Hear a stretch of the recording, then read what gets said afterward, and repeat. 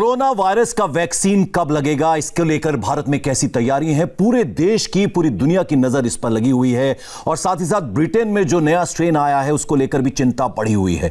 इन सब सवालों का जवाब देने के लिए इस वक्त हमारे साथ एम्स के निदेशक डॉक्टर रणदीप गुलेरिया जुड़ रहे हैं। डॉक्टर गुलेरिया, बहुत बहुत स्वागत है आपका इंडिया टीवी पर। नमस्कार जी। सर, सबसे पहला सवाल तो यही है कि एम्स में वॉलंटियर बनने के लिए एक ऐड निकाला गया है सर, तो इसकी जरूरत क्यों पड़ी? क्या वॉलंटियर्स नहीं मिल रहे हैं? सबसे पहला सवाल तो यही आपसे। अगर हम किसी वैक्सीन की ट्रायल देखें तो अगर हम हॉस्पिटल बेस्ड स्टडी करते हैं तो हॉस्पिटल में तो जो लोग आते हैं वो normally they are not healthy people. हम चाहते हैं कि हेल्दी वॉलंटियर्स आएँ, तो इसलिए ऐड निकालने की ज़रूरत पड़ी, बिकॉज वी वुड वांट कि हेल्दी लोग आएँ, नॉट पेशेंट्स जो हॉस्पिटल में आ रहे हैं। तो इसीलिए ये एम्स का ही मुद्दा नहीं है, तो ये ग्लोबल फिनोमेना है कि जहाँ पर भी वैक्सीन ट्रायल्स होती हैं हेल्दी वॉलंटियर्स को बुलाने के लिए या तो मीडिया यूज़ किया जाता है या फिर ऐड दी जाती है। सर, कोरोना वैक्सीन जो है वो कब तक, पूरा देश ये जानना चाहता है और आपसे बेहतर इसका जवाब कौन दे पाएगा?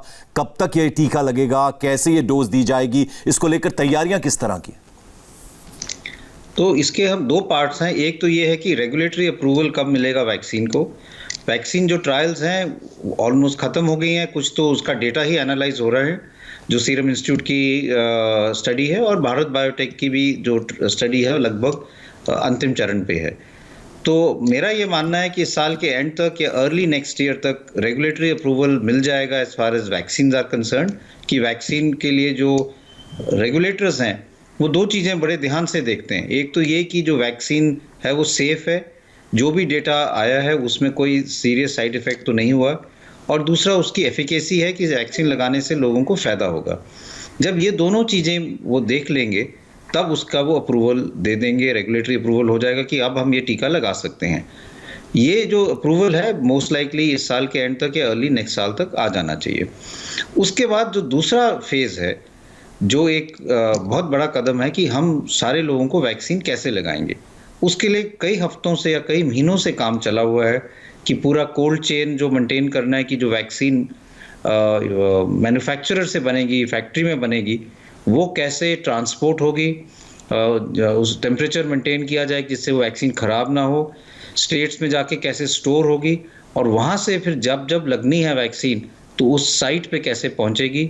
जो लोगों को टीका देना, जो वैक्सीनेटर्स हैं उनकी ट्रेनिंग हो रही है कि उनको कैसे टीका देना है, जो सिरिंजेस नीडल्स चाहिए उसकी पूरी अरेंजमेंट है, और फिर एक पूरी लिस्ट बनाई जा रही है प्रायोरिटाइज पॉइंट ऑफ व्यू से कि जिन लोगों को वैक्सीन लगनी है हर एक स्टेट में उनकी एक पूरी लिस्ट हो जो हम अपलोड कर सकें और उनको SMS दे सकें कि आपको इस दिन आना है इस जगह पे वैक्सीन लगाने के लिए। तो ये पूरा काम चल रहा है और उम्मीद यही है कि अगले साल की शुरुआत तक वैक्सीन जो है वो शुरू हो जाएगी। सर, इसी से जुड़े दो तीन सवाल और हैं, जल्दी जल्दी से मैं वो भी आपसे पूछ लेता हूं। तो ज़बरदस्त सिनर्जी, ज़बरदस्त तालमेल की ज़रूरत है। आप डॉक्टर्स और जो मैन्युफैक्चरर्स हैं, केंद्र सरकार, राज्य सरकार, इनमें आपस में किस तरह से कोऑर्डिनेशन हो रहा है? क्योंकि जैसा कि आप ही बता रहे हैं कि किस तरह से डोज दी जाएगी उसको लेकर पूरा इस वक्त चल रही होगी बातचीत आपस में। बिल्कुल, तो स्टेट गवर्नमेंट और सेंट्रल गवर्नमेंट इकट्ठे इस पे काम कर रहे हैं, बहुत ज़्यादा कोऑर्डिनेशन हो रहा है मैन्युफैक्चरर्स के साथ, सेंटर भी उसमें इन्वॉल्व है और स्टेट्स भी इन्वॉल्व हैं। तो एक स्मूथ फ्लो जो है वैक्सीन का, हमें ये समझना चाहिए कि हमारा देश बहुत बड़ा है और हमारा अर्बन एरिया भी है, रूरल एरिया भी है। गांव में कैसे वैक्सीन पहुंचेगी, वहाँ पे हम कैसे लोगों को देंगे, चाहे वो प्राइमरी हेल्थ सेंटर हो, चाहे डिस्ट्रिक्ट हॉस्पिटल हो, फिर बड़े शहरों में जो जितने डोजेज चाहिए, जैसे बड़ा हॉस्पिटल है, एम्स है और प्राइवेट सेक्टर हॉस्पिटल्स हैं, वहाँ पे कैसे वैक्सीन दी जाएगी, इसकी पूरी तैयारी की गई है। अब हमें इसको इम्प्लीमेंट करना है और वो स्टेट लेवल पे भी होगा और सेंट्रल लेवल पे भी होगा। सर, 130 करोड़ का देश है, तो ये असमंजस भी सबके मन में है, आपस में एक दूसरे से बातचीत करते हुए कि क्या ये सबको डोज लगेगी या पहले, चूंकि प्रायोरिटी जो है किसी और को पहले देनी है, जो फ्रंटलाइन वर्कर्स हैं, जो ज्यादा बीमार हैं, उसको जरा आप क्लियर कर दीजिए सर। तो जब भी वैक्सीन शुरू होती है, वैक्सीन हम रोल आउट करेंगे, तो ये तो फैक्ट है कि हमारे पास इतने डोजेस तो डे 1 पे नहीं होंगे कि हम सब लोगों को वैक्सीनेट कर पाएँ।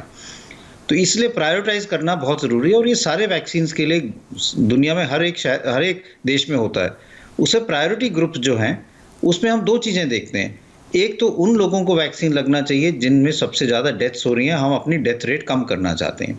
तो जो हाई रिस्क ग्रुप हैं, जो बुजुर्ग लोग हैं, जिनको कोमॉर्बिडिटीज़ हैं, एक तो वो ग्रुप है जिनको हम वैक्सीनेट करना सबसे पहले बनता है। दूसरा वो लोग हैं जो जिनका एक्सपोजर ज़्यादा हो रहा है, चाहे हेल्थ केयर वर्कर्स हों, चाहे फ्रंट लाइन वर्कर्स हों, क्योंकि उनको इन्फेक्शन होने के चांसेस ज़्यादा हैं। और हम ये भी चाहते हैं कि वहाँ पे जो काम जो कर रहे हैं वो हॉस्पिटल में हो या और जगह पे हो, वो ना रुकें। तो पहले प्रायोरिटी में ये 2 ग्रुप्स आते हैं, हाई रिस्क ग्रुप्स, पीपल जिनकी एज ज़्यादा है, जिनको कोमॉर्बिडिटीज़ हैं, और जो फ्रंट लाइन वर्कर्स हैं या हेल्थ केयर वर्कर्स हैं। इनका जो गवर्नमेंट ने एस्टिमेट लगाया है वो लगभग 30 करोड़ के करीब बनता है। तो पहले इन लोगों को वैक्सीन लगेगी और इसमें कुछ हफ्ते या कुछ महीने लग सकते हैं। तब तक हमारी स्थिति और बेहतर हो जाएगी, क्योंकि मेरा ये मानना है कि तब तक हमारे और वैक्सीन्स भी आ जाएंगी। हमारी और कई वैक्सीन जो हैं, डॉक्टर रेड्डीज लेबोरेटरी की वैक्सीन है, जाइडस की वैक्सीन है, ये भी अप्रूवल आ जाएंगी। तो हमारे पास वैक्सीन्स की जो हम कहें क्वांटिटी वो एकदम बढ़ जाएगी, क्योंकि मल्टीपल वैक्सीन्स अवेलेबल होंगी और फिर हम आस्ता आस्ता और भी लोगों को वैक्सीनेट कर पाएंगे, जिससे हम चेन ऑफ ट्रांसमिशन जो हम कहते हैं, जिससे जो इतनी हर्ड इम्यूनिटी आ जाए कि कोविड के एकदम केसेस कम हो जाएं और एकदम इन्फेक्शन ना फैले, ऐसी सिचुएशन हो जाए। डॉक्टर गुलेरिया, हालांकि इंडोनेशिया से ये बात शुरू हुई थी, लेकिन वैक्सीन को लेकर भ्रम फैलाया जा रहा है और अब हिंदुस्तान में भी ये हो रहा है कि इसमें पोक मिला हुआ, इस तरह की बात फैलाई जा रही है। इस पर कुछ कहेंगे सर आप? नहीं, ऐसा कुछ नहीं है। हम ये एक बहुत सॉर्ट ऑफ रॉन्ग र्यूमर है। कई लोग ये र्यूमर कहते हैं कि वैक्सीन में पोक मिला है या बीफ बेस्ड है, या फिर इसको आप लगाओगे तो इम्पोर्टेंसी हो जाएगी। ये सब जो सोशल मीडिया में या फिर गलत र्यूमर्स हैं, इसमें कुछ भी सच्चाई नहीं है। अगर हम अभी तक देखें तो सारी वैक्सीन्स को मिला के देखें तो लगभग 80-90 हज़ार लोगों को टीका लगा है।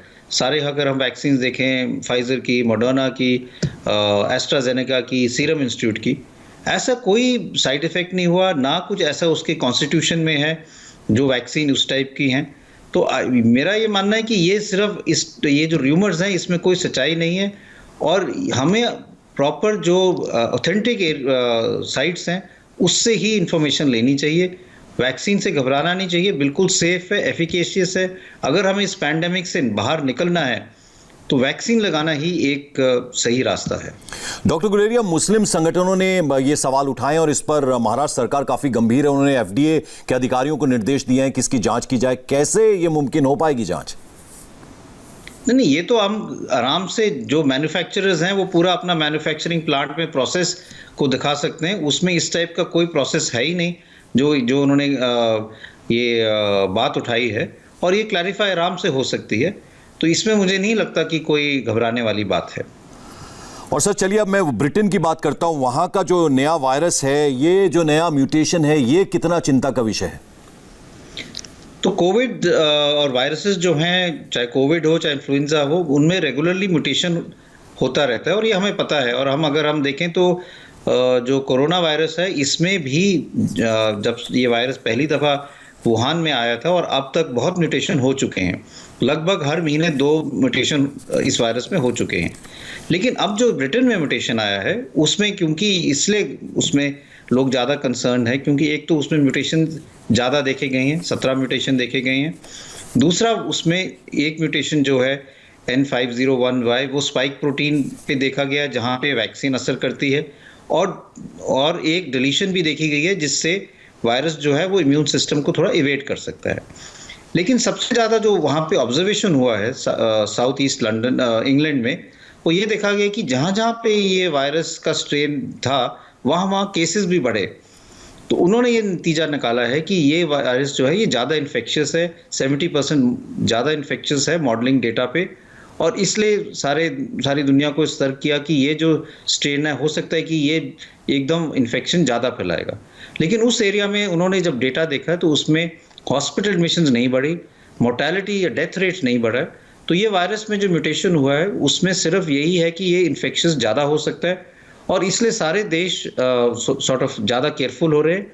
भारत में इसलिए हम केयरफुल हो रहे हैं कि भारत में हमारी स्थिति अभी अच्छी है, हमारे केसेस भी बहुत कम हो रहे हैं, रिकवरी रेट अच्छा है।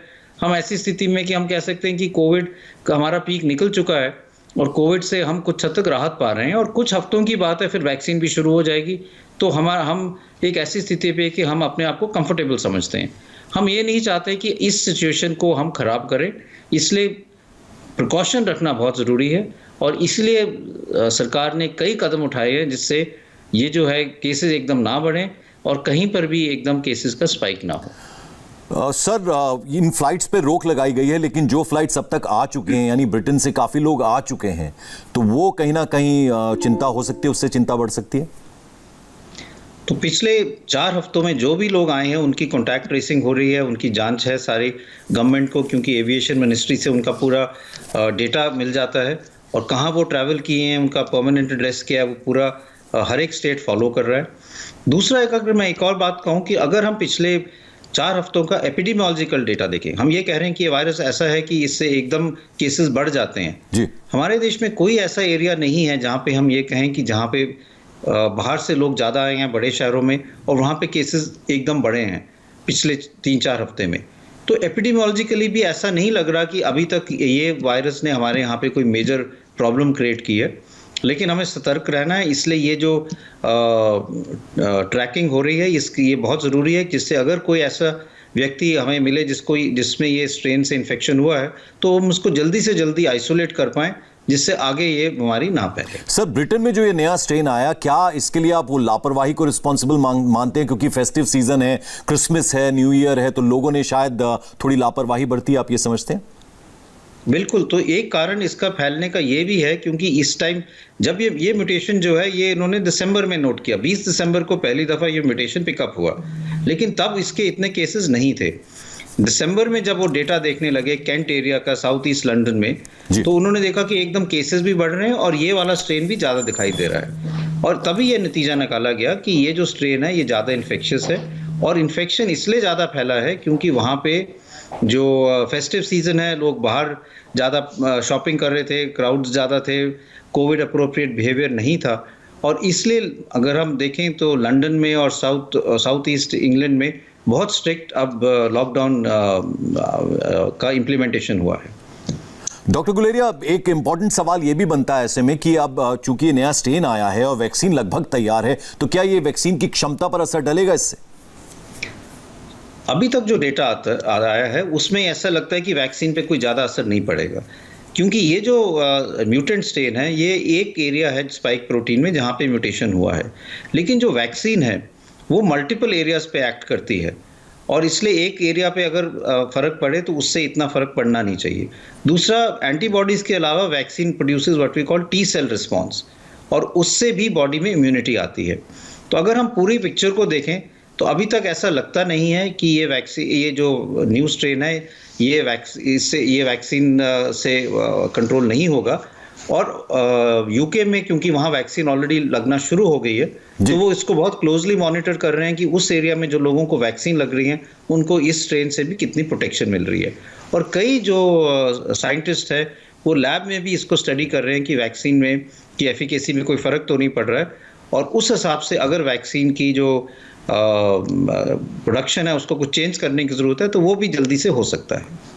सर, आखिरी सवाल है मेरा, वो ये कि हर देशवासी शायद ये भी जानना चाहेगा कि अब वैक्सीन आ रहा है और हम काफ़ी उसके नज़दीक पहुंच चुके हैं, तो लोगों में कहीं ना कहीं राहत है कि वो लग जाएगा, तो फिर क्या सब कुछ बैक टू नॉर्मल होगा या न्यू नॉर्मल, जिसकी लगातार ये एक नई टर्म यूज़ होती है, उसका बेहद ख्याल रखना होगा आगे आने वाले समय में भी लोगों को?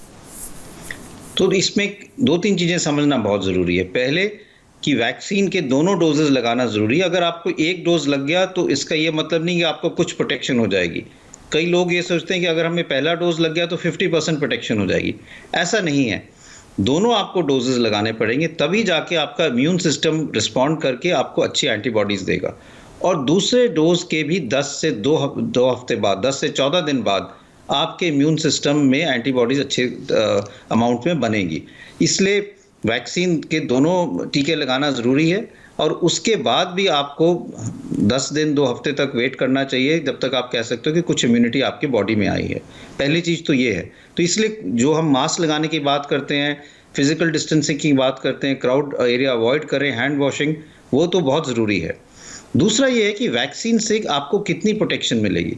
एक तो ये है कि वैक्सीन आपको ये प्रोटेक्शन देगी कि आपको सीरियस इलनेस ना हो। आपको कोविड से एक्सपोजर हुआ, माइल्ड इलनेस हुई, सीरियस इलनेस नहीं हुई क्योंकि आपको वैक्सीनेट किया गया है। लेकिन आपको अगर थोड़ी इलनेस हुई तो आप औरों को दे सकते हो क्योंकि आप अब तब भी इन्फेक्शियस हो। इसलिए ये बहुत ज़रूरी है कि अगर हमें वैक्सीन लग भी गई है तो भी हम कोविड अप्रोप्रिएट बिहेवियर को बना के रखें। अगर वैक्सीन हमें इस टाइप की प्रोटेक्शन देती है कि हमें बिल्कुल कोविड नहीं होगा, तो फिर हम ये कह सकते हैं कि हम we are heading towards a near normal situation. पर मेरा ये मानना है कि अगले साल तो हमें न्यू नॉर्मल ही रखना पड़ेगा, मास्क हमें लगाना पड़ेगा, हैंड वॉशिंग करनी पड़ेगी और फिजिकल डिस्टेंसिंग जितनी हम कर पाएँ वो करनी पड़ेगी। डॉक्टर गुलेरिया, आपने इतनी महत्वपूर्ण जानकारी दी, आपने जो एहतियात बरतने के लिए कहा, लोगों ने उसे सुना होगा और उस पर जरूर अमल करेंगे। इंडिया टीवी से आपने बात की, डॉक्टर रणदीप गुलेरिया, बहुत बहुत शुक्रिया आपका। धन्यवाद।